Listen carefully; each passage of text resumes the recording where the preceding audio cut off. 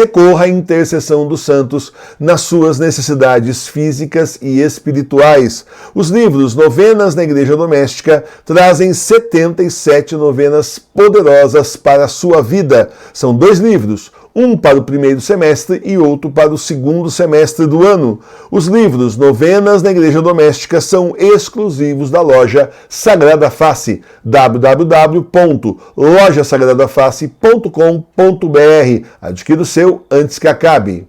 Então eu trouxe para vocês hoje a festa das cadeias de São Pedro Apóstolo. A Igreja Católica comemora o fato extraordinário que se deu na Igreja primitiva e que bem mostra a visível proteção de que se goza da parte de Deus, a libertação de São Pedro das cadeias. O acontecimento encontramos referido nos Atos dos Apóstolos, capítulo 12. Naquele mesmo tempo, o rei Herodes começou a maltratar alguns da igreja e matou à espada Tiago, irmão de João. E vendo que isso agradava aos judeus, mandou também prender Pedro. Eram então os dias dos ázimos, e tendo-o mandado prender, meteu-o no cárcere, dando-o a guardar a 4 piquetes de 4 soldados cada um, tendo intenção de o apresentar ao povo depois da Páscoa. Pedro, pois, estava assim guardado no cárcere.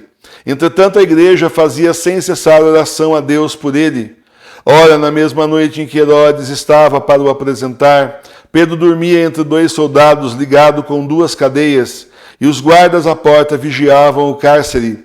E eis que sobreveio um anjo do Senhor e resplandeceu uma luz no aposento, e tocando no lado de Pedro, despertou, dizendo: Levanta-te depressa. E caíram as cadeias das suas mãos. E o anjo lhe disse: Toma tua cinta e calça tuas sandálias. E ele fez assim. E disse-lhe: Põe sobre ti tua capa e segue-me. E ele, saindo, seguia-o, e não sabia que era realidade o que se fazia por intervenção do anjo, mas julgava ver uma visão. E depois de passarem a primeira e a segunda guarda, chegaram à porta de ferro que dá para a cidade, a qual se lhes abriu por si mesma. E saindo passaram uma rua, e imediatamente o anjo afastou-se dele. Então Pedro, voltando a si, disse: Agora sei verdadeiramente que o Senhor mandou o seu anjo e me livrou da mão de Herodes e de tudo o que esperava o povo dos judeus. E depois de um momento de reflexão, foi à casa de Maria, mãe de João, que tem por sobrenome Marcos, onde estavam muitos reunidos em oração. E quando ele bateu à porta da entrada, uma donzela chamada Rode foi ver. E logo que conheceu a voz de Pedro com alegria, não lhe abriu a porta, mas correndo deu a nova de que Pedro estava à porta. Eles, porém, disseram-lhe: Tu estás louca? Mas ela afirmava que era assim. E eles diziam: É o seu anjo. Entretanto, Pedro continuava a bater. E tendo aberto, viram-no e ficaram estupefatos. Ele, porém, tendo-lhes feito um sinal com a mão para que se calassem, contou-lhes de que modo o Senhor o tinha livrado da prisão e disse: Fazei saber isto a Tiago e aos irmãos. E tendo saído, foi a outra parte. As correntes com que Pedro estivera preso caíram nas mãos dos cristãos, que as guardaram na igreja de Jerusalém, como relíquia de grande valor. No ano 439, o patriarca Juvenal as deu de presente à imperatriz Eudóxia, que por ocasião da peregrinação aos santos lugares, merecera a gratidão dos cristãos por sua grande liberalidade. De posse de ambas as correntes, Eudóxia mandou uma filha, chamada igualmente Eudóxia, casada com Valenciano III, imperador romano. Esta, extremamente sensibilizada com o precioso presente, mostrou ao Papa Sisto III, que mandou trazer a outra corrente, com a qual Pedro estivera algemado no cárcere Mametiano, por ordem do imperador Nero. No momento em que confrontavam as 2 correntes, estas, como se tivessem ficado com vida, se uniram estreitamente, formando uma só corrente. A imperatriz mandou construir no Monte Esquilino uma igreja, que foi consagrada no dia 1º de agosto, e dedicada às correntes de São Pedro, que lá se acham até hoje e gozam de grande veneração dos fiéis. Que essa veneração é do agrado de Deus demonstram os fatos maravilhosos que se deram no decorrer dos séculos em relação àquelas correntes. A pedido do povo cristão, os papas consentiram que das correntes fossem tiradas partículas que, embutidas em cruzes ou chavezinhas de ouro, passaram para a veneração particular como preciosas lembranças do príncipe dos apóstolos. Um fidalgo da Lombardia, assim refere São Gregório Magno, fazendo de uma dessas chavezinhas objeto de escárnio, ficou possesso do demônio e se suicidou. Um outro fidalgo que se achava na comitiva do imperador Otão I, estando possesso do demônio, ficou livre da possessão no momento em que lhe suspenderam ao pescoço as correntes de São Pedro.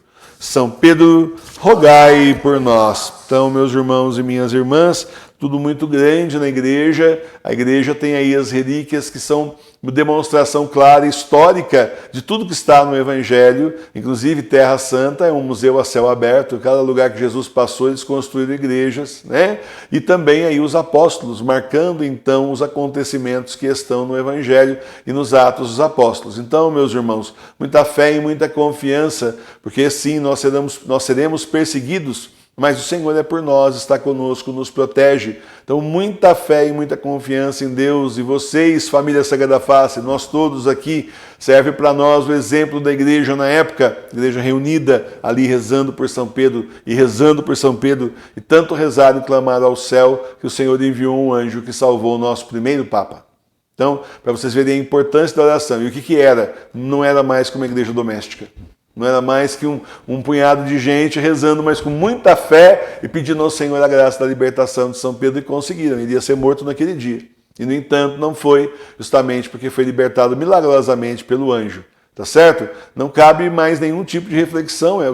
O que nós precisamos saber, o que essa leitura fala para nós hoje, é que o Senhor protege aqueles que o amam, que o respeitam e ouve a oração da família Sagrada Face. É isso que realmente interessa para nós. É isso que realmente nós precisamos guardar no coração. Ao final de toda essa reflexão, é isso que a gente precisa ter sempre presente no coração para fortalecer a nossa fé. Sem contar que as cadeias de São Pedro existem mesmo e estão lá como objeto de veneração.